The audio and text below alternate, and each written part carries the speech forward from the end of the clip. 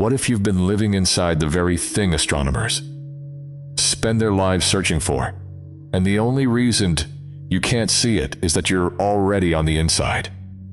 Run the numbers on the total mass of everything we can observe. Plug that figure into the same equation that defines the edge of a black hole.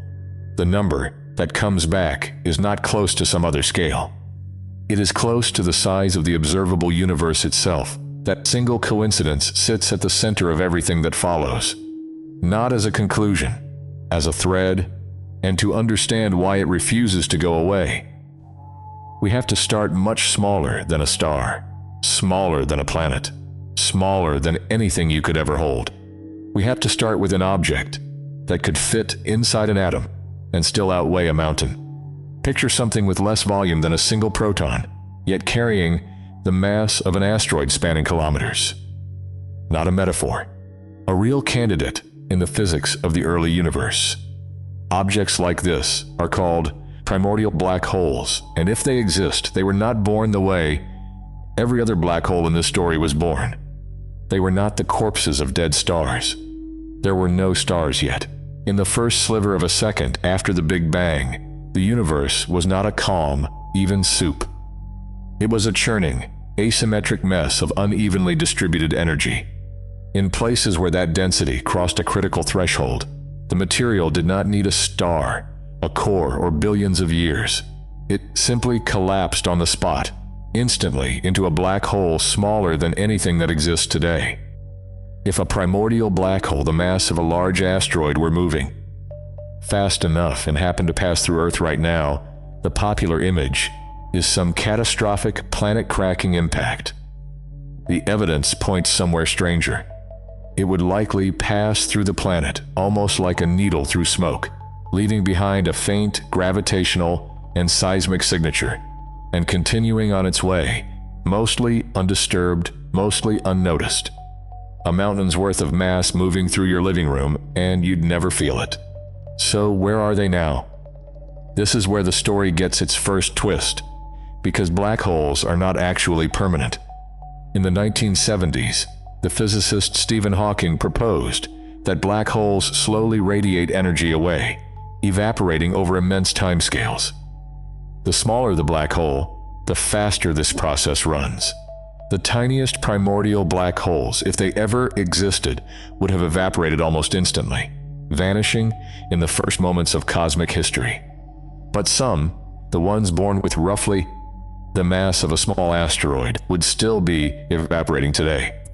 After billions of years of slow decay, some of them could be approaching the final moment of their existence right now, and the end of that process is not quiet.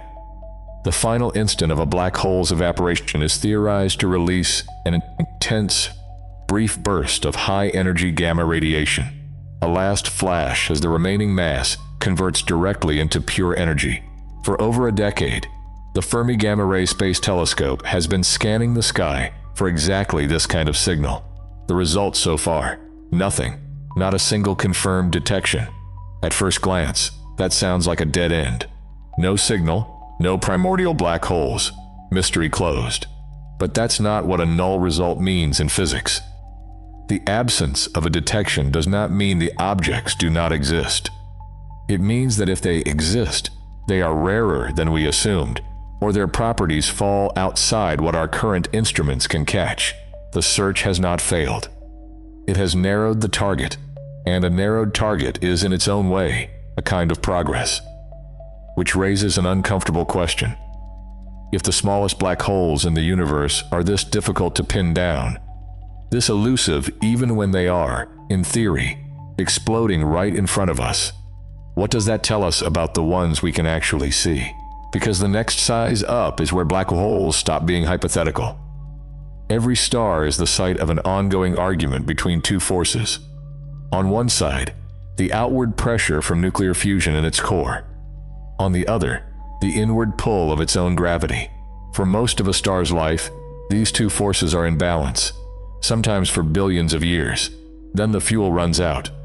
Once a star's core fills with iron, fusion can no longer release energy from it. The outward pressure vanishes almost instantly.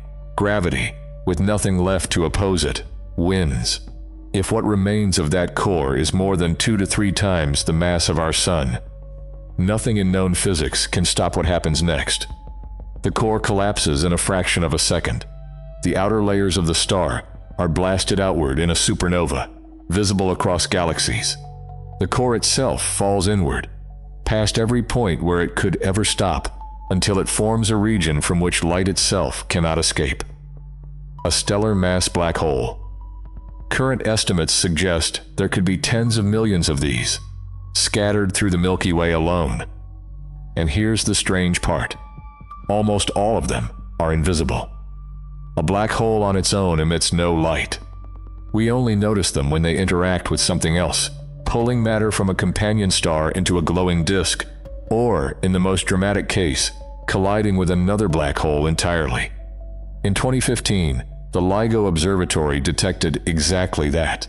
2 black holes, locked in a death spiral far beyond our galaxy, spiraling closer and closer until they merged in a fraction of a second. The collision converted roughly 3 times the mass of our Sun directly into gravitational waves, ripples in the structure of space and time itself, which spread outward and eventually washed over Earth. The result of that merger: an object dozens of times heavier than the Sun, compressed into a region only a few hundred kilometers across. For decades, that was where the picture seemed to make sense. Small black holes from dead stars. Enormous black holes at galactic centers. 2 categories, 2 origin stories. Except there was a gap between them, and for a long time, nobody could explain it. Astrophysicists call it the intermediate mass gap. Black holes weighing somewhere between 100 and a few thousand times the mass of the Sun seem to be almost entirely missing from our observations. Not forbidden by the laws of physics, just absent. Part of the reason traces back to something called the pair instability effect. In stars massive enough, the core becomes so hot that energy itself starts converting into pairs of particles and antiparticles. This sharply drops the internal pressure, triggering a runaway collapse followed by a thermonuclear explosion so complete that it can leave nothing behind. No core, no remnant, no black hole at all. So, if ordinary massive stars can't produce black holes in this range, where would they come from? For nearly 40 years, that question had no answer rooted in direct observation. Then, in May 2019, gravitational wave detectors picked up something unusual. An event now cataloged as GW190521. 2 black holes, with masses of roughly 85 and 66 times the Sun, merged into one. Simple addition puts the result at around 150 solar masses. The actual measurement came back closer to 142. The missing mass, equivalent to about 8 suns, had been radiated away as gravitational waves. But the bigger surprise was the 85 solar mass black hole itself.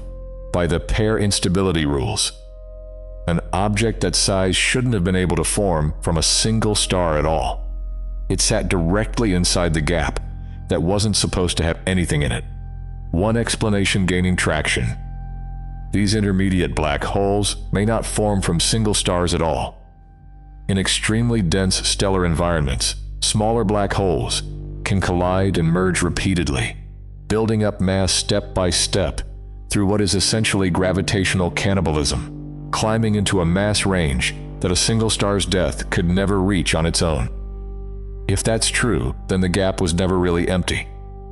It was just being filled by a process nobody had been looking for. A process that doesn't stop at a few hundred solar masses, because the same mechanism on a different scale leads to something far larger. At the center of nearly every large galaxy, including our own, sits an object so massive it bends the orbits of entire star systems around it. In the Milky Way, it's called Sagittarius A. Its mass roughly 4 million times that of the Sun. If you placed it where our Sun currently sits, its event horizon, the boundary beyond which nothing escapes, would fit comfortably inside the orbit of Mercury. That might sound almost manageable. It is not. Gravity at that scale would not just disturb our solar system, it would unravel it completely. We can't see Sagittarius A directly. Thick clouds of gas and dust block the galactic center from view, but we can see its effects. For years, telescopes have tracked individual stars near the galactic core, watching them whip around an invisible point at staggering speeds, in some cases exceeding 20 million kilometers per hour. Orbits that tight, that fast, around something that small and that dark are only possible if an enormous, concentrated mass is sitting at the center. Unseen, then, in 2019, something changed. Not the object, our ability to see it. By linking radio telescopes across the planet into a single virtual instrument the size of Earth itself, the Event Horizon Telescope captured something no one had ever recorded before. Not a black hole, but its shadow. A blurred, asymmetric ring of glowing plasma, wrapped around a circle of absolute black. The silhouette of the galaxy M87 central black hole projected against its own accretion disk. For the first time, the invisible had an outline, and once astronomers had that image, they noticed something else, a pattern. The mass of a supermassive black hole tends to correlate with the mass of the galaxy surrounding it. Bigger galaxy, bigger black hole. Smaller galaxy, smaller black hole. The relationship is consistent enough that it can't be coincidence. But it raises a question that remains genuinely unresolved. Which one is shaping which? Does the black hole's growth set the pace for the galaxy around it? Or does the galaxy's evolution determine how large its central black hole can become? Right now, nobody knows. The two seem to be locked in a kind of gravitational conversation, growing together, each one possibly steering the other, and we don't yet know who's leading. If supermassive black holes are strange, what comes next breaks the scale entirely. Some of the most massive black holes ever measured exist inside quasars, the blazing cores of galaxies, so luminous they can outshine every star in their host galaxy combined. One of the most extreme examples carries an estimated mass in the tens of billions of times that of the Sun. Its light has been traveling toward us for over 10 billion years. When we observe it, we are not seeing it as it is now. We are seeing it as it was when the universe itself was only a few billion years old. Around an object like this, a vast disk of superheated gas spirals inward, compressing, heating, releasing energy on a scale that allows the quasar to shine hundreds of trillions of times brighter than our sun. Here's where the timeline becomes a problem. There's a physical limit, called the Eddington limit, on how fast a black hole can consume matter. Feed it too quickly, and the radiation from the infalling material becomes so intense that it splits additional matter away. The black hole effectively chokes on its own light.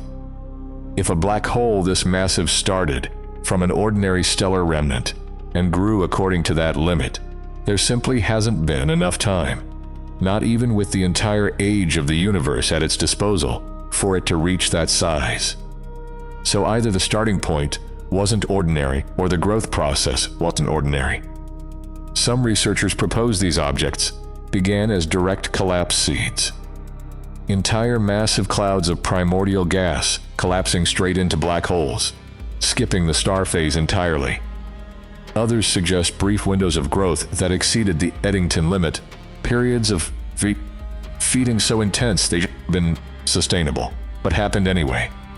Either explanation requires something exceptional happening in the universe's earliest, most chaotic years. Something we don't fully understand yet that left these objects as evidence of its existence. And if the universe's youth allowed for objects like that, what's the actual ceiling?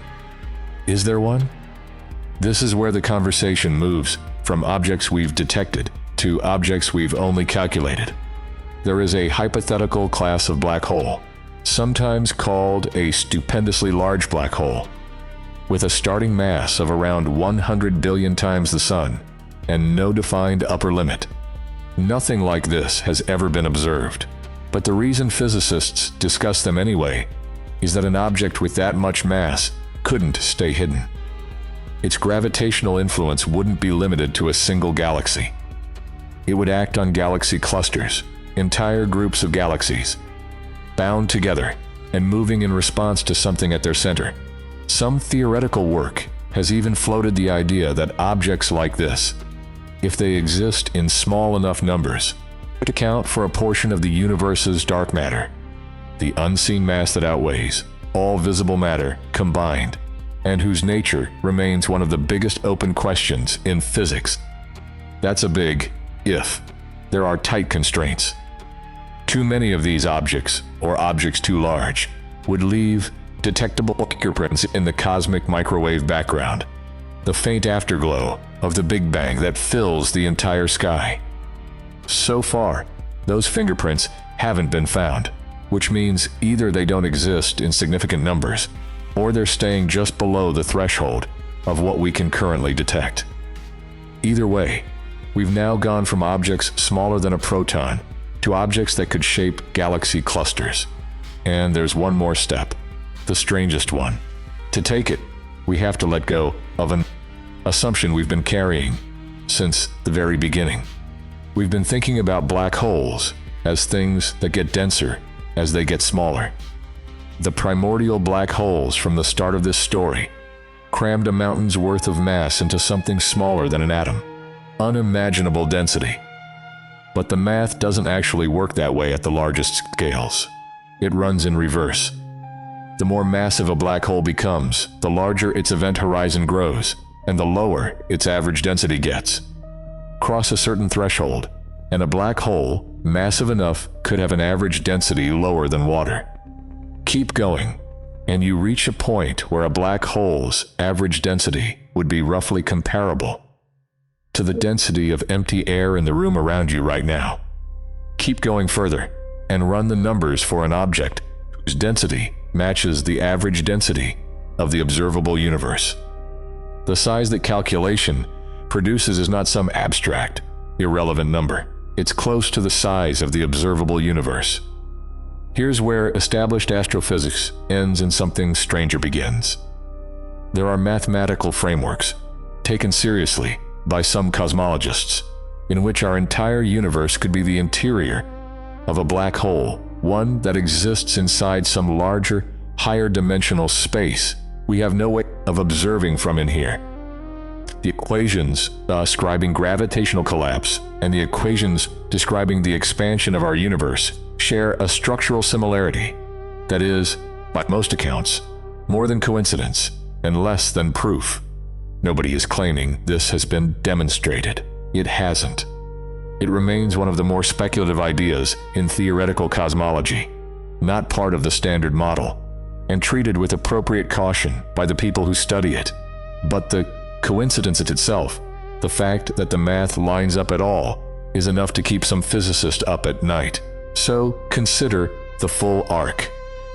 We started with objects smaller than an atom, born in the first fraction of a second of cosmic history, evaporating in silence, leaving behind nothing but a faint signature we may never confirm. We moved through the depths of stars, the mergers of black holes across unimaginable distances, the slow gravitational conversation between galaxies and the monsters at their centers, and objects so extreme they shouldn't have had time to exist. And at the far end of that scale, the math points back to the very thing we started with, not as a small, contained object somewhere out there, but as something the size of everything. If that structural similarity is more than coincidence, if the geometry of a black hole really does resemble the geometry of our universe at the largest scale, then the boundary you've been trying to be beyond your entire life might not be out there at all. It might be the thing you're standing inside of right now, looking out.